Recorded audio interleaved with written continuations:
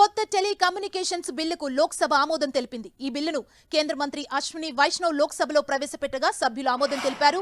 Indian telegraph act 1885, wireless telegraphy act 1993, the telegraphy wires act 1950 స్థానంలో కొత్త బిల్లును తీసుకొచ్చారు. లోక్సభ ఆమోదం తెలపడంతో ఈ బిల్లు ఆమోదం కోసం రాజ్యసభకు వెళ్లనుంది. ఇక రాజ్యసభలోనూ ఆమోదం లభిస్తే రాష్ట్రపతి సంతకంతో చట్టంగా రూపుదిద్దుకోనుంది.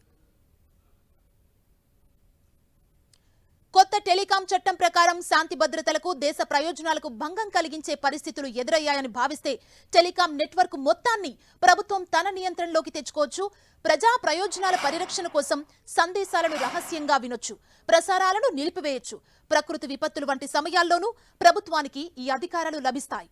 ఎవరైనా అనధికార టెలికాం నెట్వర్క్స్, పరికరాలను, రేడియోలను వినియోగిస్తున్నారని తెలిస్తే ప్రభుత్వం లేదా ప్రభుత్వ నియమిత వ్యక్తి ఏ భవనమైనా, విమానమైనా, నౌకలైనా, ఎలాంటి వాహనాన్నైనా తనిఖీ చేయొచ్చు.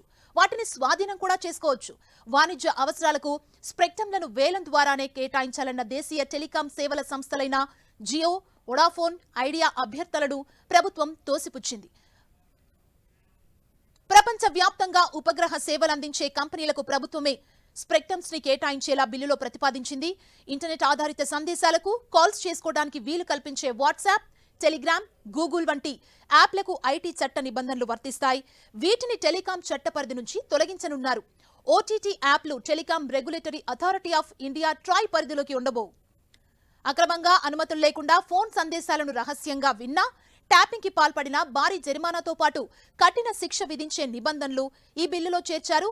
దేశ ప్రయోజనాలకు, మిత్ర దేశాలతో ఉన్న సత్సంబంధాలకు భంగం కలిగించేలా టెలికాం సేవలను దుర్వినియోగం చేసినా కూడా నేరంగా పరిగణిస్తారు. దోషులకు 3 ఏళ్ల వరకు జైలు శిక్ష లేదా 2 కోట్ల రూపాయల వరకు జరిమానా, నేర తీవ్రతను బట్టి ఈ రెండూ విధించే అవకాశం ఉంది.